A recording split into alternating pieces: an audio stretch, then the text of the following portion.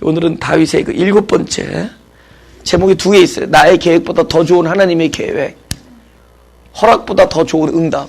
그죠? 항상 이렇게 더 좋은 거를 보자고. 그죠? 예, 역대상 17장 1절에서 4절입니다. 다윗이 그 궁실에 거할 때 선지자 나단에게 이르되 나는 백향목 궁에 거하거늘 여호와의 언약궤는 휘장 밑에 있도다. 나단이 다윗에게 고하되 하나님이 왕과 함께 하시니 무릇 마음에 있는 바를 행하소서. 그 밤에 하나님 말씀이 나단에게 임하여 가라사대 가서 내 종 다윗에게 말하라. 여호와의 말씀이 너는 나의 거할 집을 건축하지 말라. 네? 이거 이사야서에 그런 얘기 있잖아요.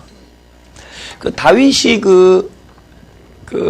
굉장히 좋은 생각을 갖게 된 게 본인은 이렇게 좋은 데서 있는데 백향목 그 궁 안에 거하는데 하나님께서 이제 천막 안에 있으니까 이래서 되겠느냐. 그래서 이제 그 나단 선지자를 불러서 그죠?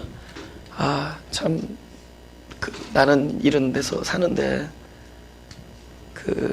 하나님이 천막 안에 거해서 되겠냐고. 그래서 우리가 참 하나님을 위해서 그 거룩한 그 성전을 지어야겠습니다. 네, 그렇게 이야기를 합니다. 그러니까 나단 선지자가 딱 들을 때 굉장히 기특한 생각이잖아요. 그죠? 그렇게 하십시오. 마음에 둔 대로 이렇게 행하십시오. 이렇게 얘기하죠. 근데 그 밤에 그 하나님께서 나단에게 얘기합니다. 나단 선지자에게 야 가서 거절해라. 그죠? 우리가 가끔 이렇게 굉장히 좋은 생각, 굉장히 듣기에 선하고 아무리 생각해도 참 이렇게 하나님이 기뻐하실 것 같은 그런 생각이 들 때가 있습니다. 그죠? 그래서 그것을 이제 곧 실행에 옮기고 하는데 우리가 생각할 때 참 이것은 옳은 일이다. 그래서 참 굉장히 선한 일이다. 라고 하는 것이 반드시 하나님의 생각은 아닐 수 있다는 것. 그러니까 나의 선한 생각이 항상 하나님의 계획은 또 하나님의 선한 생각은 아니다라는 것을 알고 출발해야 된다. 그래서 우리는 선한 마음으로 하나님께 기도를 하는데 그분께서 들어주시지 않는 거예요. 그죠? 그분께서 그러면 하나님이 왜 이 좋은 그 기도에 응답하시지 않습니까? 하나님께서 뭐라면 나는 응답했다 이렇게 얘기해요. 어떻게 응답하는 거죠? 거절하는 응답을 하신 거죠. 근데 우리는 생각을 합니다. 내가 선한 생각을 가지고 그 이룬 바를 하나님께서 허락하시면 그걸 응답으로 생각해요. 근데 허락이 응답이 될 때가 있고 허락하지 않는 게 응답일 수가 있습니다. 하나님의 생각이 응답이에요. 그분의 뜻이 응답이고.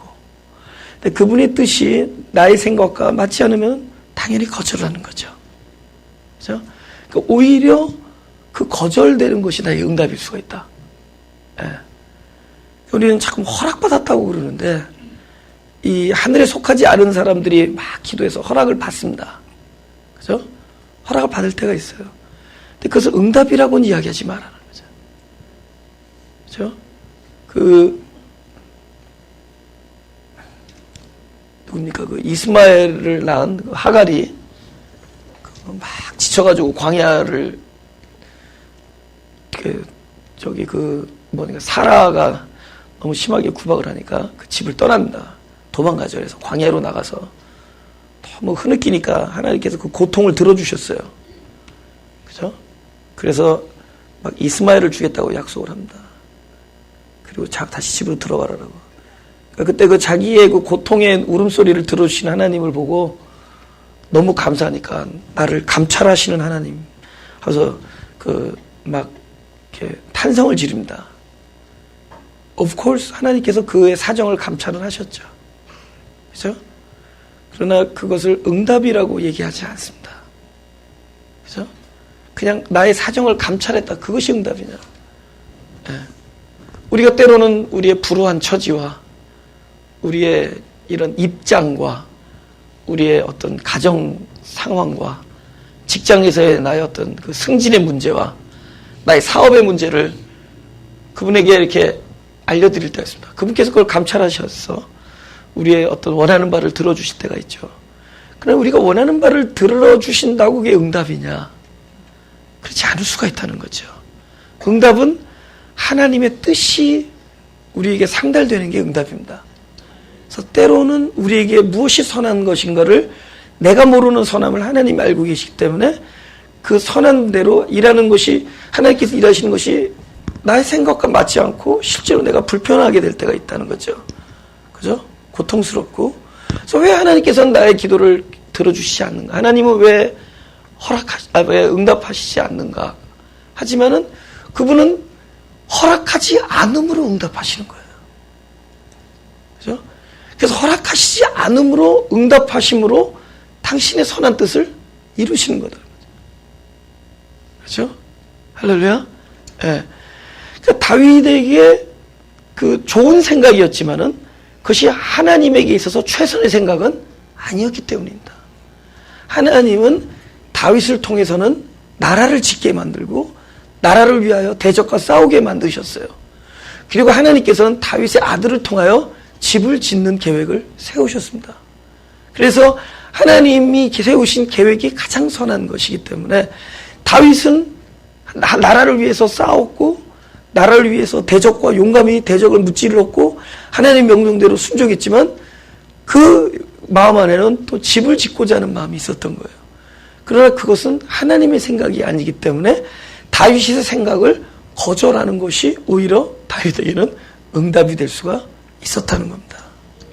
마찬가지 우리 삶 속에서 우리의 생각이 때로는 끊임없이 하나님께 묵살될 때가 있어요. 거절당하고.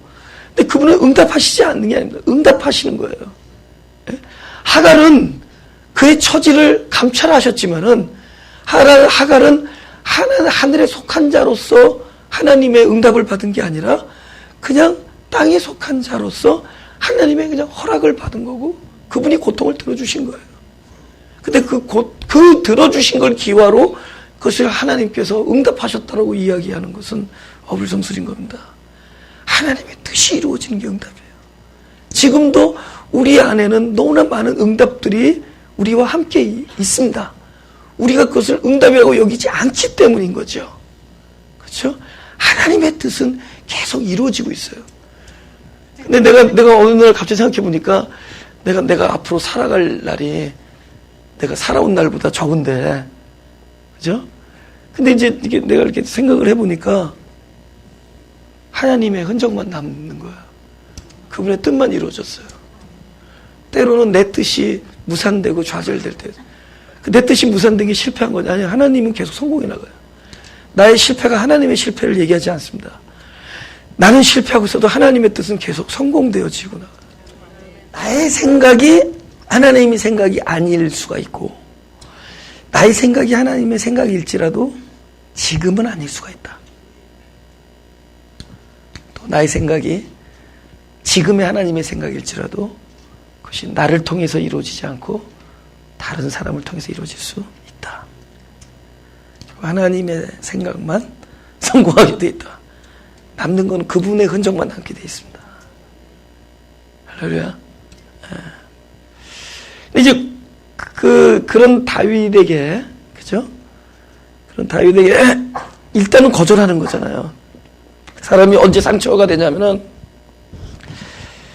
이렇게 내가 뭘 잘못하려고 할 때 하지 말라 그러면 별로 상처가 안 되는데 뭐 좀 잘해보려고 했는데 거절되면 되게 상처가 돼요. 그죠? 나쁜 일이 거절당하면 아, 이분이 나를 사랑해서 그런구나 이러는데 내 딴에는 참 잘해보려고 하는데 거절당하면 상처가 되는 거예요. 아버님, 우리 어머님, 이렇게. 근데 그게 거절당하면 굉장히 마음이 아픈 겁니다.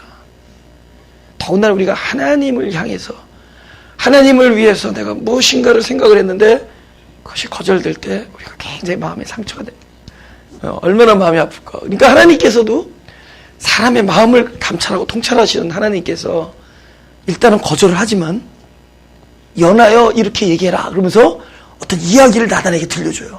그냥 하지 마라 이게 아니라 대신에 이야기를 좀 들려주라 이렇게 해요. 그게 얼마나 따뜻한지.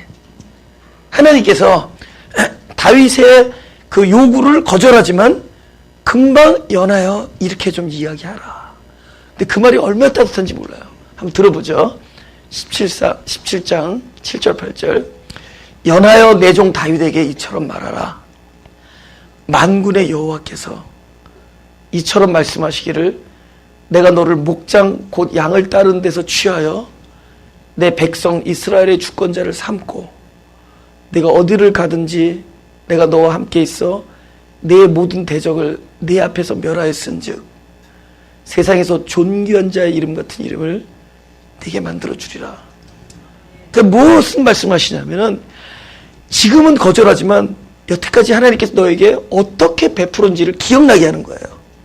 그러니까 좋은 일을 기억나게 해요. 사람은요 99가지 잘한 것 베풀었어도 뭘 기억하냐면 한 가지 마음에 상처된 걸 기억합니다. 그러니까 어떤 사람이 나에게 99가지 베풀어준 그것보다 한 가지 나를 아프게 한 것을 기억해요. 나도 그렇다 하시는 분 고개라도 한번 끄떡끄떡 해줘요. 아니 그래요. 사람이 저 사람이 나에게 잘해준 거는 금방 잊어버리는데 그 사람이 나에게 아프게 한 것을 기억합니다. 우리는 하나님에 대해서도 마찬가지예요. 우리는 나쁜 일에만 몰두합니다. 하나님이 매일 우리에게 베풀어 주시는 선한 일은 우리는 잊어버리고 삽니다. 하나님이 날마다 우리에게 베풀어 주는 공기와 나와 함께 있는 가족과 그렇죠? 나와 함께 살아가면서 함께 옆에서 떠나지 아니하는 이 좋은 사람들과 하나님께서 아침에 동쪽에서 해를 떠서 정확한 시간에 서쪽에서 해를 지게 함으로 만물을 살리시는 하나님의 그 경작하심과 우리에게 숨을 쉴 수 있도록 끊임없이 한순간도 뺏어가지 아니하고 베풀어 주시는 공기와 이런 거에 대해서는 우리는 그냥 잊고 살아갑니다. 우리는 한 번도 그런 질문 안 해요. 하나님은 나에게 왜 공기를 날마다 주십니까?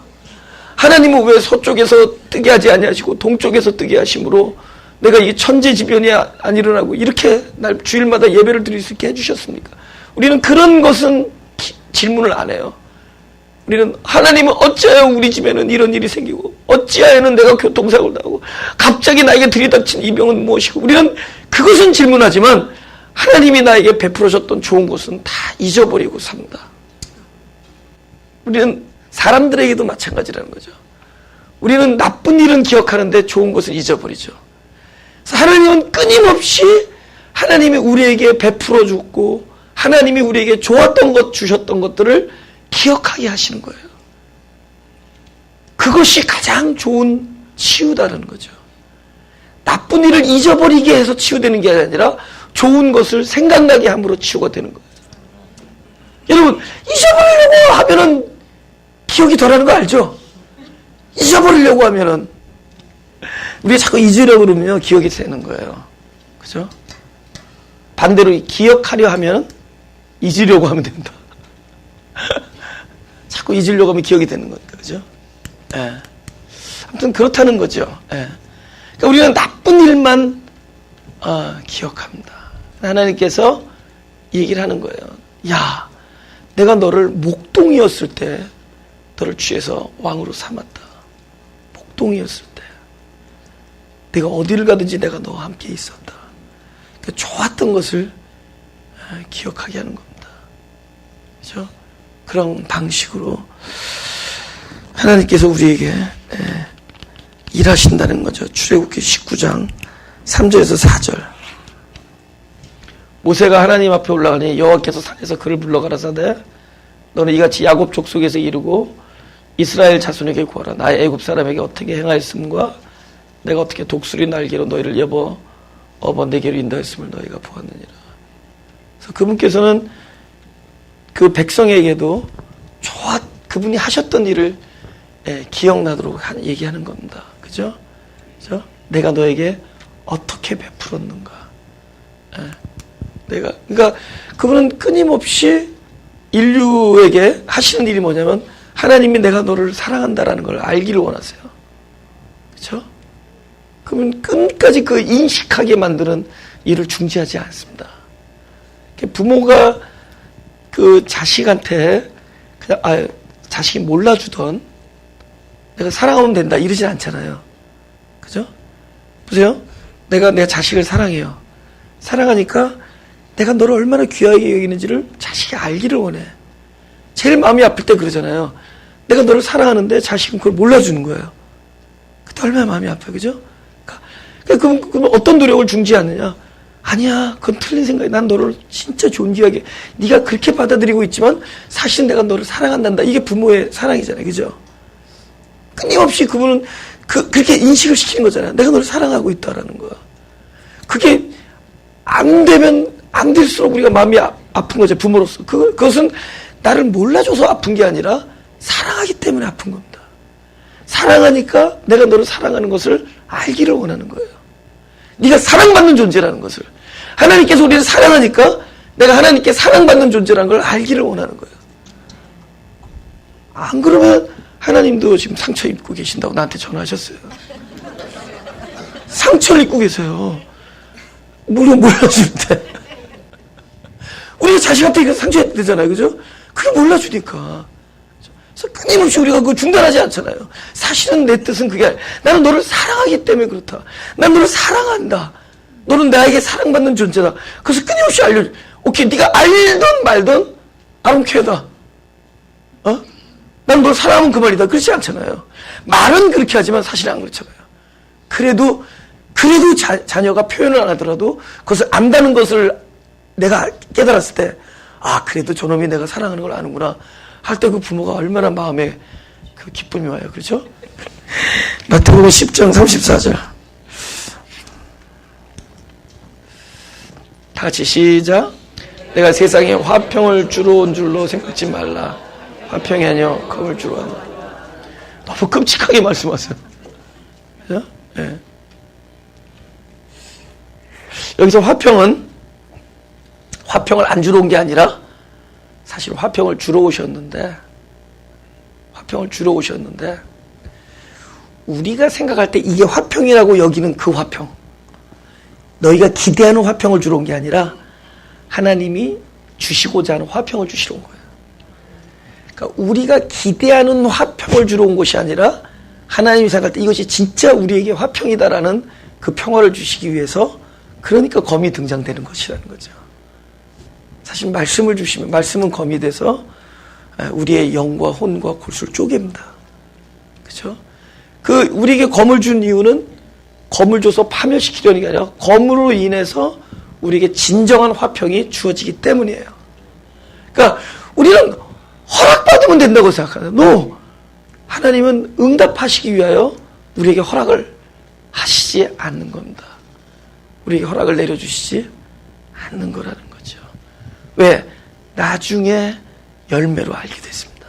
결국에는 하나님께서 응답하신 것만이 생명을 살리는 일이 돼요. 그리고 하나님의 흔적만 남게 되어 있다는 거죠.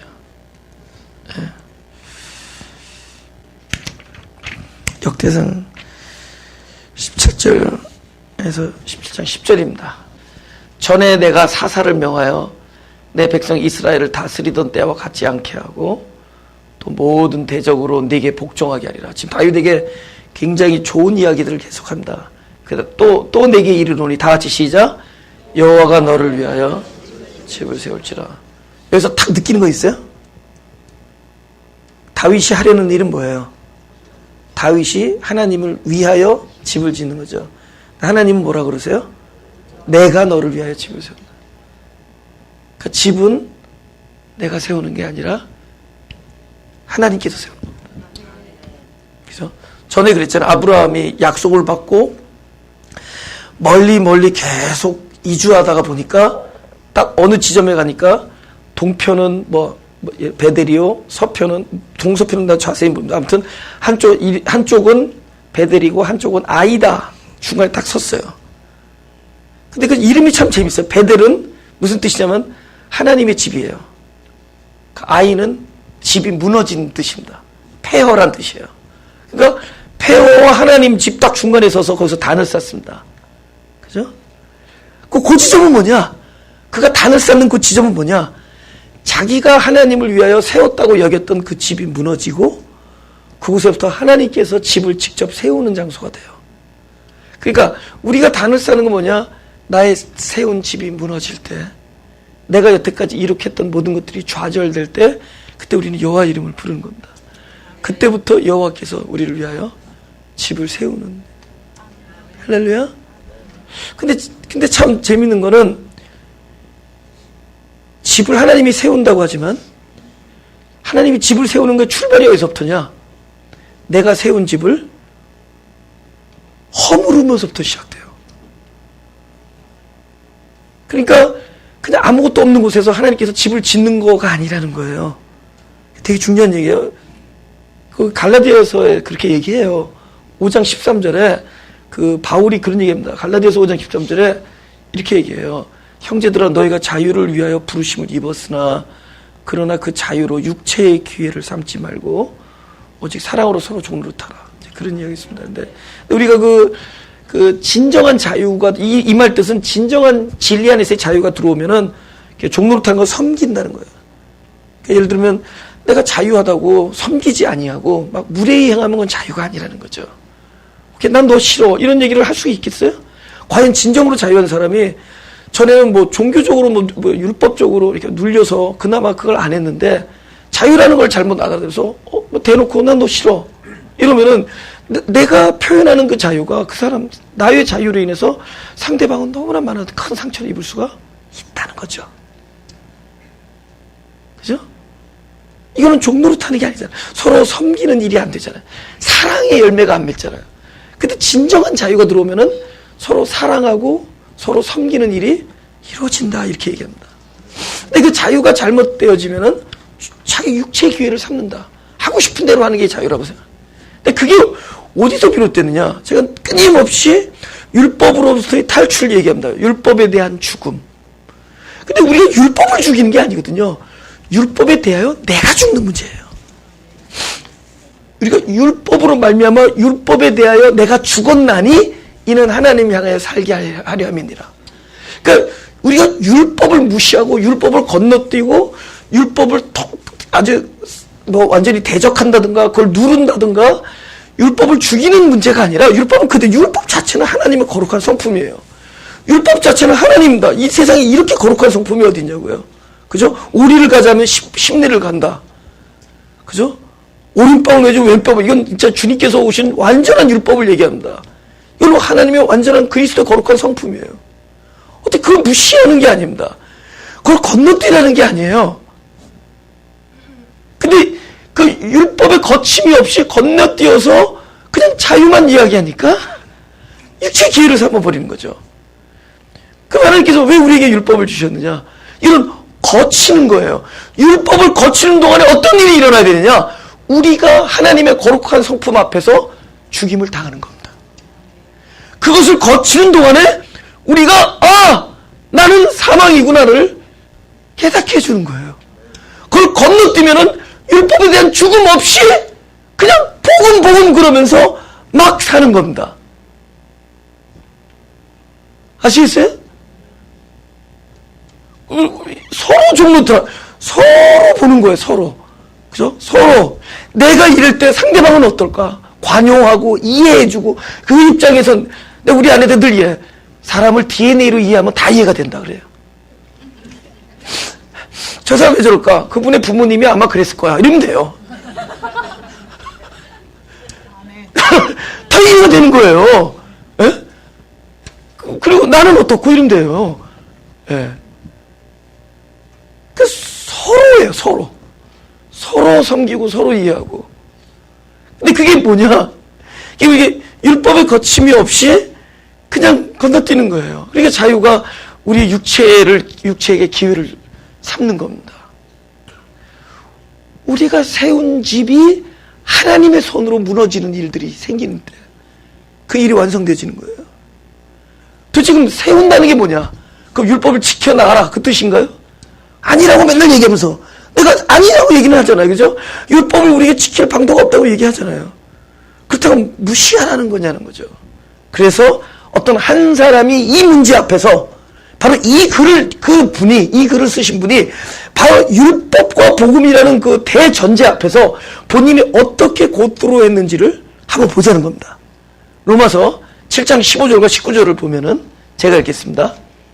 이게 사도 바울의 고민이에요. 로마서 7장을 보면은 사도 바울이 신앙인으로서의 고민을 이야기합니다. 신앙인으로. 이거는 철저히 저와 여러분들의 고민과 아주 동일해요. 그죠? 나의 행하는 것을 내가 알지 못하겠다. 이건 자기가 자꾸만 어떤, 그러니까 그 실제로 원하는 대로 되지 않는 그런 이야기입니다. 내가 곧 원하는 이것은 행하지 아니하고 도리어 미워하는 그것을 함이라. 형제를 이해하고 사랑하고 섬기기를 원하는데 미워하고 불평하고 정죄하고 무시하고 그렇게 된다는 거. 예를 들면은 내가 원하지 아니하는 것을 하고 있다. 그러니까 내가 행하는 나를 잘 모르겠다. 이런 고민을 하는 겁니다. 내가 원하는 바 선언하지 아니하고 도리어 원치 아니하는 바 악은 행하는 도다. 그러니까 사도 바울이 그걸 경험을 하는 거예요. 근데 여기서 최소한 뭐가 있었어요? 어떤 일이 있어요? 사도 바울이 어떤 건 최소한 뭐가 있었어요? 원했죠. 뭘 원했어요? 하나님의 거룩한 성품을 열망한 겁니다. 아멘. 할렐루야. 아멘. 하나님의 거룩한 성품을 열망하는 거예요. 그 거룩한 삶을 하나님께서 우리를 창조하실 때, 또 우리를 거듭내실 때 영혼을 사모하게 만들었습니다. 내가 내 자신을 측량할 수 없지만은, 내 자신을 모르지만은 적어도 하나님께서 뭘 분명히 주냐? 거룩한 삶과 영혼을, 하나님 나라의 진리를 사모하게 만들어줬습니다. 예. 감사한 거 아니에요? 우리가 아침에 일어나서 오늘 어떻게 하면 못되게 살까 하나님 알려주십시오. 이렇게 기도한 사람 없죠? 그런 사람은 사람이 아니라 바퀴벌레죠. 사람은 적어도, 그것도 하나님의 사람들 아침에 일어나면 하나님 진짜 오늘 하루를 만나는 사람마다 최대한으로 그리스도의 마음으로 섬기길 소원입니다. 그러죠? 근데 밤에는 또 찍사하고 기도하죠. 밤에는 역시 또 오늘도 아니었습니다. 그러니까 이런 얘기를 우리가 비록 그대로는 안 하지만 우리는 늘 이런 얘기를 하고 살아가는 거예요. 우리라는 존재는 내가 원하는 바 손을 행치 아니하고 원하지 아니하는 악을 행하고 있구나. 도무지 내가 행하는 바를 내가 알지 못하겠다. 그죠? 원하는 이것을 행하지 않고 도리어 미워하는 것을 하고 있구나. 22절, 23절에도 이렇게 얘기합니다. 내 속사람으로는 하나님의 법을 즐거워한다. 마음이 그렇다는 거예요. 마음이 하나님의 법을 즐거워하는데 내 지체 속에서 또 다른 법이 내 그 마음의 법, 하나님의 법을 즐거워하는 그 법과 싸워서 누가 이긴다? 지체 안에 있는 이 다른 법이 이겨요. 내 지체 속에 있는 죄의 법 아래로 나를 사로잡아 오는 것을 보는도다. 이거 사도 바울이 우리보다 특별한 경험한 게 아니에요. 똑같은 경험인데 글을 좀 잘 쓴 겁니다. 아세요? 제가 여러분과 똑같이 사는데 제가 뭐를 하냐면 그걸 표현을 잘하기 때문에 이 자리에 있는 거예요. 사도 바울은 그 글을 잘 쓴 겁니다. 그죠? 그래서 사도 바울이 그 얘기하는 거예요. 아주 정확하게 본 거예요. 아, 다른 법이, 나에게 다른 법이 있는데 그 법이 맨날 이기고 있구나. 내 마음의 법은, 내 속사람은 하나님의 법을 내가 즐거워하는데 그게 안 되는구나. 그래서 우리는 날마다 경험하는 건 뭐죠? 내가 원하는 삶이 그대로 이루어지지 않는다는 것을 경험하는 겁니다. 혹시 마가교회는 그런 분들만 모였습니까? No, all over the place, everywhere. 사실은 이것이 우리의 가장 큰 관점이에요.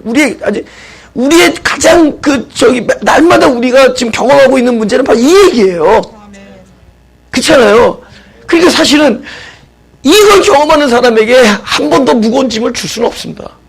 제가 여기 14년 동안, 제 개척한 14년인데 14년 동안을 제가 한 번도 여러분 이웃을 사랑하면서 삽시다 이런 적이 없어요. 진짜 앞으로도 그럴 거예요.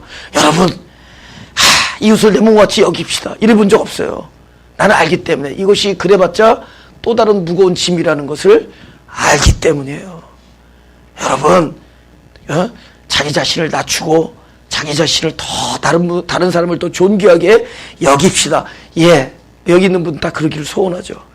그러나 밤중에 잠자기 전에 곰곰이 생각해 보면은 내가 원하는 바 원하는 대로 되지 아니하고 원하지 아니하는, 도리어 미워하는 그것을 또 오늘도 행했구나. 그것을 우리가 경험하기 때문입니다. 근데 그것을 좀 더 깊이 사도 바울이 봤더니 내 안에 또 다른 법이 있기 때문이라는 거예요. 그 법에 대해서 그것과 내가 싸울 수는 없습니다. 백전백패하게 되기 때문에. 싸워서 안 되는 아이에게 자꾸 무기를 지어주는 것은 무기 자체가 그에게 큰 짐이 되는 겁니다. 무엇인지 알죠? 예, 그래서 그 원리를 이야기하는 거예요. 사도 바울의 경험이 그렇고 나의 경험이 그렇다면은 그 다음에 어떤 일이 있을 것인가? 24절과 25절. 오호라 나는 곤고한 사람이로다. 곤고하죠. 적어도 뭐죠? 이제는 원하는 거룩한 하나님의 법 앞에서 자기가 어떤 사람이다? 나는 사망한 자라고 깨달아. 이 사망은 뭐에 대한 사망이죠? 거룩한 열망에 대한 사망이고 자기가 아름답게 살아보자 하나님을 기쁘게 하려고 하는 그런 원함으로부터의 좌절입니다. 그러니까 하나님께서는 그 우리의 원함을 율법을 통하여 좌절시키는 겁니다. 또 우리 안에 있는 지체의 법 이것이 늘 우리를 좌절하게끔 보여주는 거예요. 우리의 원함은 있으나 원함은 좌절되는 거예요. 그럼에도 불구하고 끝까지 원하라는 겁니다. 적어도 안 되니까 원하지도 말자가 아니라 그래도 하나님 나라의 법에 대한 그 기쁨, 그저 하나님을 기쁘게 해드리고 하는 그 거룩한 열망을 포기하지 말라는 거예요. 우리에게 소원을 하나님께서 허락해 주셨어요. 우리에게 기쁜 하나님의 기쁘신 뜻을 우리 안에 소원으로 주신 겁니다. 그러나 그 원함은 끊임없이 좌절되게 되어 있습니다. 근데 그 좌절이 우리를 어떻게 인도하느냐? 그 나의 원함에 대한 좌절이 오히려 이런 이야기를 해요. 나는 사망이다. 나의 거룩한 열망에 대한 삶에 대한 나의 원함이 날마다 좌절되는데 좌절돼서 나는 사망이다 하는데 세상의 원 사망한 사람이 뭐라고요? 25절에 그리스도로 말미암아 하나님께 이상한 사람들이에요. 좌절하면서 감사하고. 보세요. 가늠한 현장의 여인이 잡혀왔습니다. 그건 뭐예요? 율법에 대한 죽음이잖아요. 그죠? 자꾸 쓰러졌으니까. 근데 거기서 예수님 앞에서 저기 엎드려져 있었는데 예수님께서 야 돌로 쳐라. 누가? 죄 없는 자가. 그러니까 사람들이 갔어요. 뭘 느끼고? 양심의 가책을 느꼈습니다. 그래서 양심의 가책을 느끼고 돌아가서 무슨 생각할까요? 내가 그 돌을 딱 들었을 순간에 내가 돌을 칠 수 있는 사람이 아니구나 이런 생각이 있을 거 아니에요.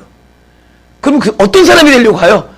다음번에 이런 기회 있어요. 돌로 칠 수 있는 사람이 되기를 다음에 이런 기회가 왔을 때 돌로 떳떳하게 칠 수 있는 사람이 되기 위해서 돌아가는 거예요. See? 사람이 돌아간다는 얘기는 양심의 가책을 느끼고 다음에는 양심의 가책을 느끼지 않는 사람이 되겠구나 하고서 돌아가요. 그 사람들은 뭘 하나 속고 있는 거냐? 양심의 가책을 느끼지 않을 수 있는 사람에 될 수 있다는 방법이 자기에게 있다고 착각을 하는 거죠. 그 방도가 없음을 처절하게 느끼는 것이 좌절이에요. 나에게는 원함은 있으나 방도가 없다는 걸 처절하게 깨닫는 것이 좌절입니다. 이것이 거룩한 사망입니다. 율법에 대한 사망. 근데 뭐라 그래요? 율법으로 말미암아 율법에 대하여 죽었나니 이는 그 순간에 하나님께 대해 살아난다. 그런 그때부터 하나님이 우리에게 생명 노릇을 하시기 때문이에요. 갑자기 사망임을 보는 순간에 그리스도가 계시구나. 그죠? 제가 목회 현장이 어떤 현장이냐면 저한테 끊임없이 나에게는 방도가 없음을 알려주는 현장이에요. 이건 끊임없이 있을 겁니다. 근데 옛날 같으면 방법이 없다. 그러면 디프레션일 거예요. 디프레스. 그죠? 여기는 뭐 방법이 없다. 오히려 꼬인다. 복잡하다. 관계라는 게 이런 거구나. 마음이 아프다. 뭐 이런. 근데 그러다가 어느 순간 탁 이렇게 취업이 돼요. 그게 왜 그러냐면 똑같아. 부르짖을 이름이요.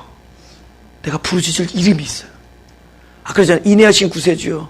그죠? 죄인 부를 때 나를 부르소서 하면서 내가 부르짖을 이름이 있는 거예요. 인내하신 구세주요. 죄인 부를 때 나를 부르소서. 적어도 내가 부르짖을 때 들어주시는 분이 계시고 그리고 항상 나랑 관계하시는 그분이 임재하신 것을 깨닫게 해준다. 그러니까 오히려 그 상황에 하나님께 감사하리로다. 근데 하나님께 감사한 사람이 또 뭐래요? 그런즉 내 자신이 마음으로는 하나님의 법을 육신으로는 죄의 법을 섬기라. 이건 가장 정직한 상태를 오히려 이제 보게 된 거예요. 나의 마음의 법과 그죠? 육신이 이렇게 따로따로 있구나. 근데 오히려 이 사람은 해방되는 거예요. 왜 해방되죠? 이걸 알고 나니까 자기에게 방법이 없음을 깨닫고 해방됩니다. 나에게 방법을 없음을 깨달은 상태가 그리스도 안에 들어가는 상태입니다. 그래서 바로 8장 1절로 뭐라 그러냐면 그러므로 이제 그리스도 예수 안에 있는 자에게는 그것이 마음으로는 하나님의 법을 육신으로는 죄의 법을 섬기는 자신이기 때문에 그것에 대하여 날마다 죄의 법 아래로 가두어지는 것을 보기 때문에 자기는 사망의 몸이기 때문에 그것을 깨닫고 나니까 그곳이 바로 그리스도 아니에요. 그러니까 이 여인은 떠나지 않은 거예요. 다시는 안 짓겠다고 그런 거 아니에요. 우리가 연말에 그런 기도하지 말자는 거죠. 올해는 안 짓고 삽시다 그러지 말고 올해 또 죄를 짓더라도 하나님이 베풀어 주신 은혜가 나에게 임하옵소서.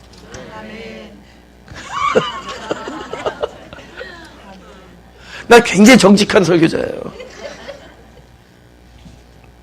자, 이제 11조하고 이제 성수주일에 대한 두 가지 얘기를 건드리면은 되게 질타를 받아요. 많은 교계로부터. 근데 나는 굉장히 정직해. 왜냐면 이 안에 든 생각을 입 밖에 내야지 그것이 나의 은사야. 그걸 훌륭한 설교자라 그래. 안에 인 생각을 입 밖으로 안 내면 그건 사기꾼이에요. 예, 네, 그걸 내는 거야. 근데 이 11조와 성수주일의 문제가 사실은 기독교의 어두운 문제입니다. 왜 어두운 문제냐? 율법 아래 가두게 만든 거예요. 왜냐하면 모든 옛날의 안식일과 11조와 제사와 뭐 이런 모든 그 의례는 다 누구를 가리키느냐? 그리스도를 가리킨 거예요. 오실 그리스도. 그러니까 모든 건 그림자였습니다. 11조를 내고 안식일을 지키고 제사를 드리고 하는 할례를 하고 하는 이 모든 것은 바로 그리스도, 그 11조의 주인이고 안식의 주인이고 바로 그 어린 양 되시는 제물 되시는 그리스도 실제가 오시는 것을 우리가 기다리는 마음으로 했던 겁니다. 근데 그 다음에 누가 오시냐면은 만물의 모든 생산의 모든 소득의 첫 열매 되시는 그리스도가 어디에 오냐? 내 안에 들어온 거예요. 이제부터는 우리의 삶이 그렇게 되는 겁니다. 나의 삶이 안식이고 나의 삶이 나의 삶 전체가 11조예요. 내가 11조가 되는 겁니다. 내 안에서 기쁜 마음으로 자원하는 심정으로 뭐 형제에게 베풀건 교회에게 베풀건 하는 모든 것이 하나님은 11조로 보시는 거예요. 11조의 신앙으로 보시는 겁니다. 언제 아들을 아끼지 아니하신 분이 아들을 아끼지 아니한 분이 보여 조를 따지고 있겠어요. 그러니까 제가 대학 다닐 때 그 학교에서 그랜트 받은 것도 아니라 그 개런티 스튜던 론이라서 정부가 보증해주는 론입니다. 그거를 받아가지고 그 이자까지 낼 거 아니에요. 그죠? 지금도 미니멈으로 지금 30년을 갚고 있어요, 지금. 근데, 와, 또 아내가. 그런데 그거에 11조를 낸 사람이에요. 론을 얻어서. 잘했다. 그거 또 하고서 또 칭찬받으려고 또 누구한테 칭찬받을 때면 할머니한테 저러서 할머니 어떻게 론 받은 것도 11조 낼까 말까 알아서 하려무나. 칭찬받으려고. 그죠? 근데 이게 사실은 굉장히 예민하고 심각한 문제예요. 왜냐면 모든 것은 구약에 있던 일들은 그리스도를 얻음으로 이젠 우리 안에 그냥 삶이 되는 거예요. 자연스럽게. 우리의 날이 안식이고 우리의 날이 안식의 주인을 갖고 주일입니다. 성수주일이라는 특별한 신종 안식일을 따로 세울 필요가 없는 거예요. everyday 어디 있든지 거룩하는 거예요. 할렐루야. 우리가 하는 모든 게 그런 거라는 거죠. 근데 어느 건 딱 따오고 어떤 거는 뭐 예표라고 그러고 어떤 건 따오고 이건 사실은 옳은 일은 아닙니다. 그래도 그냥 뭐 그렇게 중요한 문제 아니에요. 왜냐면 이런 문제를 너무 이렇게 하지만 그것이 아닌 거를 그러니까 막 아니라고 막 정죄하는 거는 잘못된 기 때문에 이제 가끔 얘기를 하는데 근데 이 얘기를 들으면 사람이 오케이 자원하는 심령이다. 그러니까 자원하지 자원하면서 아무것도 안 하죠. 아무것도 안 하는 게 자원이 아니죠. 여기 사랑으로 서로 종노릇 할 수 있는 거예요. 진정한 자유가 들어가면은 그 열망이 함께 들어와서 그것에 대한 방도는 나에게 없지만 이것을 행하시는 이는 하나님이시라는 걸 깨닫게 돼요. 그것이 빌립보서 2장 12절 13절에 있습니다. 빌립보서에 그렇게 나와요. 그러므로 나의 사랑하는 자들아 너희가 나 있을 때뿐 아니라 더욱 지금 나 없을 때도 항상 복종하고 두렵고 떨림으로 너희 구원을 뭐라고요? 이루라.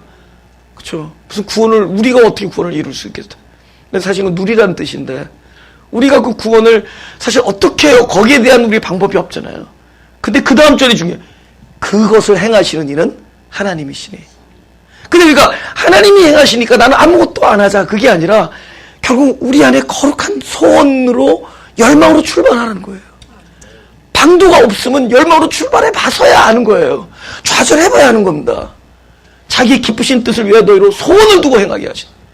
우리가 소원을 갖고 있다는 거예요. 그때 소원을 갖지만 그것을 행하시는 분이 하나님이시라는 거죠. 이것이 진정한 자유가. 나에게 방도가 없기 때문에. 우리 마태복음 24장 1절에서 2절을 보겠습니다. 다시 시작. 예수께서 성전에서 나와서 가실 때 제자들이 성전 건물들을 가리켜 보이려고 나오니 대답하여 가라사대 너희가 이 모든 것을 보지 못하느냐. 내가 진실로 너희에게 이르노니 돌 하나도 돌 위에 남지 않고 다 무너뜨리라. 근데 우리가 세운 집이 있기 때문에 무너뜨린 거죠. 그러니까 영어로 let him work. 무너뜨릴 집이라도 있어야 될 거 아니에요. 우리의 거룩한 열망은 결국 그분이 행하심으로 좌절될 겁니다. 우리의 좌절은 동시에 그분이 행하심으로 이어질 겁니다. 할렐루야. 우리가 세운 집은 무너져요. 그러나 우리는 그것에 대한 원함으로 집을 지어나가기 시작합니다. 그죠? 이건 통과하는 거지 스킵하는 게 아니에요. 여러분 생명나무는 선악과를 거쳐야지만이 만날 수 있는 거예요. 선악과에서 쓰러진 자들에게만 생명나무가 생명이가 되는 겁니다. 선악과에서 죽음을 경험한 자들이 생명나무가 되는 거예요. 선악과를 제끼고 생명나무를 짓도록 만들지 않았어요. 그렇다면 두 나무가 보이게 선악과라고 딱 명패를 붙이고 여기는 생명나무 이렇게 했을 텐데 그들의 눈에는 무엇만 보이냐? 선악과만 보이는 거예요. 먼저 보이는 선악과를 거쳐서 사망이 왔을 때 사망의 몸에 그리스도가 생명나무가 되는 거예요. 할렐루야. 바로 그렇게 거치게 만든 겁니다. 성경이 우리에게 먼저 율법으로 와서 곧 율법에 대한 죽음, 우리의 거룩한 열망에 대한 좌절을 통해서 결국 그 성경 말씀이 이제는 나에게 생명이 되는 겁니다. 그러니까 뭐죠? 처음에는 말씀이 내가 주관하려고 했던 말씀이 그 말씀 앞에 내가 죽음을 경험하고 나니까 이제는 말씀이 내 안에서 살아나요. 이웃을 사랑하라는 말씀 앞에 내가 죽음이 경험되니까 이제는 이웃을 사랑하고 하시라는 말씀 자체가 내 안에서 생명이 되어서 이웃을 사랑하는 일을 성취합니다. 아시겠어요? 근데 이것이 말씀 앞에 이웃을 사랑하는 말씀 앞에 죽는 일이 없으면은 말씀이 내 안에서 그 일을 성취하는 일도 없어져요. 언제 성취되느냐? 이웃을 사랑하라는 말씀에 대해서 내가 죽음을 경험할 때 그제서야 말씀이 내 안에서 그 이야기를 그 언약을 성취합니다. 근데 엉거주춤한 거예요. 내가 그 말씀으로 이웃을 사랑하려고 계속 붙들고 있는 한 우리는 계속 그것이 무너져야 돼요. 그 무너짐이 철저히 우리가 그 율법 앞에 사망을 우리로 경험케 해야 되는 겁니다. 그래서 무너지는 거예요. 돌 위에 돌 하나도 남지 않게 만들어 놔야지 그제서부터 당신이 세우시는 하나님이 나를 위해서 세우시는 집이 일어나는 겁니다. 다윗의 무엇을 거절했냐? 우리가 끊임없이 하나님을 위해서 집을 짓겠다고 하는 것을 하나님께서 뭐냐? 그 집은 내가 지우는 것이다. 근데 그 내가 너를 위해서 집을 짓는 과정에 우리는 무너짐이라는 고통을 겪게 돼 있어요. 그 좌절과 그 고통은 오히려 하나님이 나를 위하여 영원히 세우는 집을 성취하기 위하여 필수적으로 겪는 경험이라는 거죠. 할렐루야. 이것이 기독교인들이 겪는 거룩한 고통이 됩니다. 마지막으로 그래 역대상. 근데 그 이야기를 이제 깨달았어요. 그죠? 지금 요거 50분 동안 지금 이 설명 다 들었잖아요. 이제 이거 딱 듣고 나니까 뭘 깨닫게? 아, 하나님의 마음을 알게 됐죠. 아, 그분이 그래서 나에게 허락을 하시지 않았구나. 그러나 허락하시지 않았지만 그분은 늘 나에게 응답하셨구나. 그분은 내가 그분을 위해서 세우려 하는 집이 아니라 그분이 나를 위해서 세우시기 위하여 내가 세우는 집을 계속 무너뜨렸구나. 그분은 허락은 안 하셨지만 응답하고 계시구나. 이제 그분을 알았어요. 아, 나는 그렇게 복을 구했지만은 사실은 내가 복을 가지고 있구나.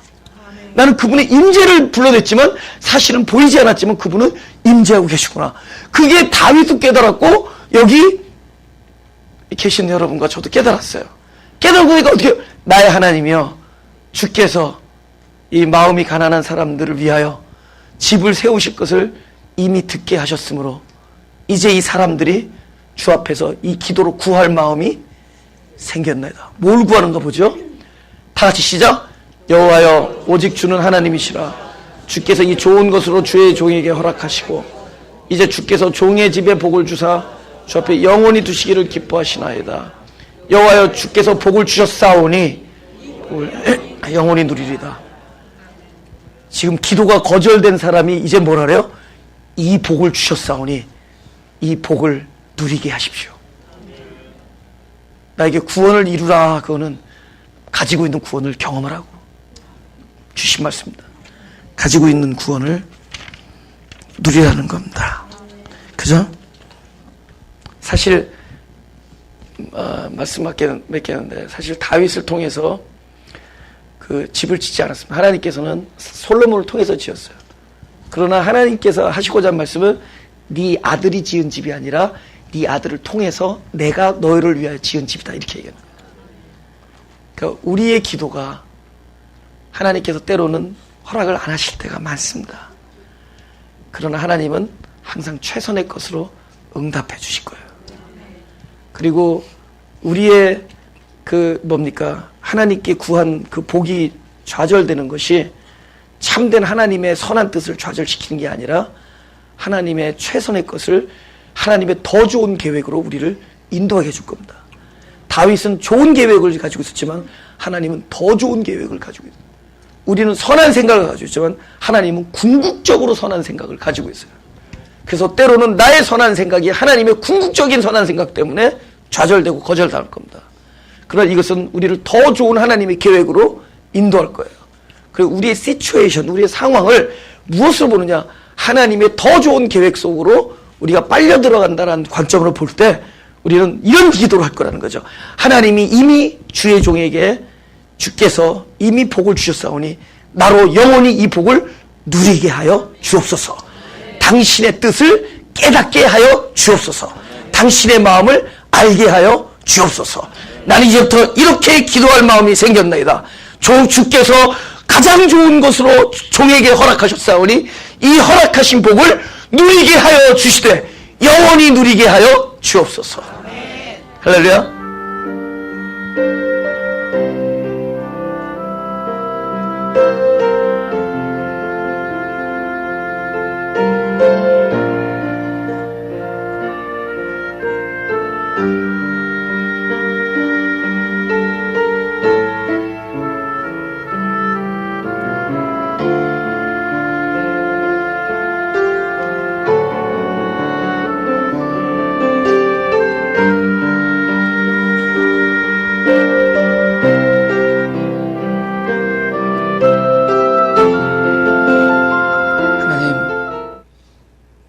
주님께서 저희를 불러주실 때 영혼을 사모하는 마음을 주신 것을 압니다.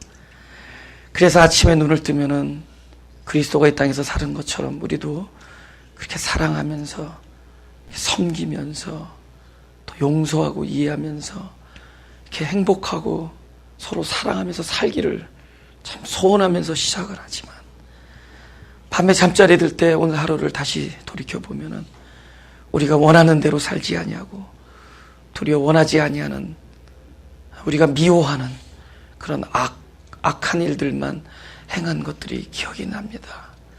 우리가 원하는 바 선을 행치 아니하고 원하지 아니하는 그런 어두운 삶을 살아가는 우리들에게, 그래 감사할 수 있는 것은 우리에게 바로 만군의 여호와 이름과 주 예수 그리스도 이름을 주신 것이요, 그것을 주셨다는 것을 알게 해주시니 감사합니다. 우리가 사망의 몸이지만 그렇기 때문에 누군가를 불러야 되지만 그 누군가의 이름을 주 예수 그리스도로 주신 것으로 인하여 감사드립니다. 나 이제는 부를 이름이 있습니다. 가장 절망의 지점에, 가장 좌절하는 그곳에서 우리는 부를 이름이 있습니다. 인내하신 구세주여, 우리를 구원하여 주옵소서. 인내하신 구세주여, 우리를 불쌍히 여기시고 그 죄인의 자리에서 허덕거리며 헤어나오지 못하는 우리들을 건져 주옵소서. 그래 주님 안에서 정죄함이 없는 거룩한 사람을 하나님께서 계획해 놓으신 것을 믿사오니 당신의 은혜 때문에 의로워진 백성으로서 살게 하여 주옵소서. 구원을 날마다 이루고 날마다 누리기를 소원하옵니다. 그 구원을 이루실 때 바로 그것을 행하는 이는 내가 아니라 내 안에서 하나님께서 친히 행하시는 걸 믿사오니 나의 기쁘신 소원이 하나님에 의해서 거룩 완성되어지는 그런 삶을 날마다 경험하게 하여 주옵소서. 우리의 가난한 심령과 우리 애통하는 그 마음이 하나님이 일하시는 현장이 되게 하시고 사랑이 불붙는 곳이 되게 하시고 생명이 살아나는 곳이 되게 하여 주옵소서. 감사드리며 예수님의 이름으로 기도드렸사옵나이다.